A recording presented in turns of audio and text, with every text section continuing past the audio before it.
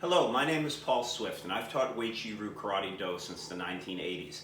I'd like to explain just a little bit about Kanshu Bunkai. I learned this in the 80s from Charlie Earl, who informs much of my Uechiryu background. I trained with him for almost 20 years, from 1986 to 2006. And so what I'd like to do is just offer a little bit today to you about the interpretation of Kanshu Bunkai, which informs my training. Most Uechiryu practitioners today do bunkais, and the bunkai is a means to analyze and dissect the movements in the katas. Charlie Earl used to always have us do the bunkais with the hands down, right? Most schools will do it this way, so you're ready and you demonstrate the self-defense application techniques from the katas, but from a ready position. In Uechiryu practice, there are pre-arranged kumites where you already do things from the ready position. So Earl Sensei would have us practice executing the movements from the kata from a neutral position, from hands down. And what that means is you have to drop into the correct Sanchen stance and react. And so the idea is to simulate a surprise attack. So let me very briefly go through the 9 techniques that I've tried to demonstrate in my other video with Kanshu Bunkai. So the kata looks like this. This is an obvious, can be an obvious application for a strangle technique. So when you're strangled, bang! Target being the temples, presumably, because that's a softer part of the head there. And then after that move comes this. Bang, bang, back fist. Right? So you have a clear and a back fist going into the kicks. So the kicks are designed to show the techniques from the outside. And so when you do the wauki block, you try to get to the outside of the other person's elbow.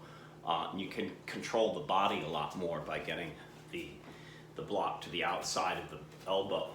And so from here, we have this move. In 2020, Fujimoto Sensei in Tokyo does an interpretation of Kanshu Bunkai, but he goes to the outside. That is, so my opponent would be here, right?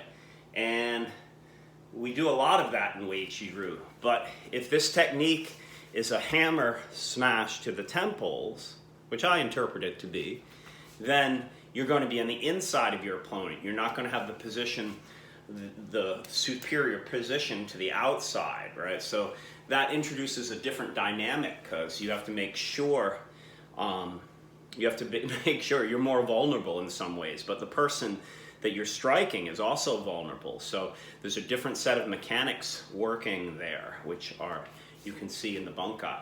So after this last movement here, there's a turn and 3 nukates. And so we demonstrate this, or I demonstrate it in the Kanshu Bunkai application in the other video, similar to the same moves in Seisan, because Kanshu is in many ways a lot like Seisan, a little Seisan, Dani Seisan. And so after you do these moves, it goes into the waukis, showing Sanchen. And then when you face to the back, I'm going to turn. It looks like this, but from the side view, it's one of these. Bang. And so this technique can be used in multiple ways. A few years ago at George Mattson's Summerfest, Sensei Kelly from New Hampshire, I believe, demonstrated this move. And I never would have thought of hitting on the top of someone's arms because it doesn't seem like a legitimate target. But what it does, if you do this move this way, it snaps the person's neck. So he did it very gently. He's like, get ready. I'm not going to hit you hard, but I want you to feel the power of this. So this smash down on the arms is a very effective technique, but it can also just be used as a deflection of someone coming in for a strangle and then go directly to the face. So it can be done both ways, harakens or closed fists. I personally like the closed fists, but many people practice this as a haraken technique. And then this technique has more than one application. And one of the things that the katas invite us to do is to think of more than one application for the same movements, right? So depending on the timing, suppose someone hasn't quite gotten to me, you could go straight out with the fists or harakens rather than wait for them to actually get a hold of you, right? So this technique can work when someone already gets a hold of you to knock their arms off your neck and then hit them, or it can also work before they actually get their hands on you and go directly. So from here, bang. And then you have this technique, the front kick. And so we practice doing this with a left and a right. And so this movement where you get someone by the arms, you may have an advantage because you know where their arms are, and you can control them and try to kick. And then the last movement of the kata is this. And so we traditionally did this with just a defending against a right hand chop. So you block, come in with the elbow strike, back fist, and choking. Or sometimes we do it as well with a baseball bat, right? Where you come in with a strike like this.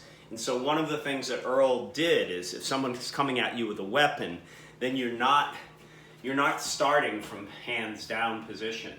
And so this is worth thinking about, because if you study karate, we all know what good position is and Sanchen hand position, but people don't walk around their lives doing this, right? And often your hands are down. And so one of the things that Earl tried to work on is getting people to think about the transition from a non-ready position to a ready position.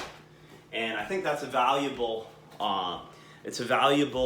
alternative to doing the sort of bunkai that people usually do, where they stand up with their hands in a ready position, because it gets you to think about, well, how do I respond to a sneak attack? Because often it's the case people don't respond well to sneak attacks because they're sneak attacks. So that space in karate training often isn't addressed, but it's something Earl Sensei did. Thank you for listening to my short video. I hope you are well.